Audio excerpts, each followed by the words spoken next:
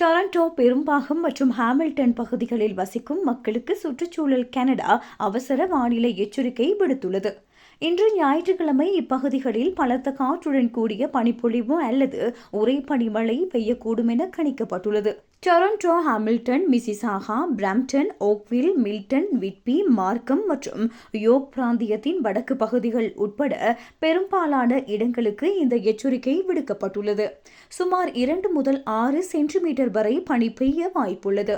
1 முதல் 2 மில்லிமீட்டர் வரை ஐஸ் கட்டிகளாக மாறும் உறைபனி மழை பெய்யக்கூடும். மணிக்கு 70 கிலோமீட்டர் வேகத்தில் பலத்த காற்று வீசக்கூடும். இதனால் ஏற்கனவே விழுந்துள்ள பனிக்கட்டிகள் காற்றில் பறந்து பார்வை திறனை பெருமளவு குறைக்கும்.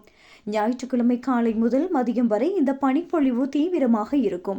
இதனால் சாலைகளில் வாகனங்களை ஓட்டுவது கடினமாகவும் ஆபத்தானதாகவும் அமையலாம்.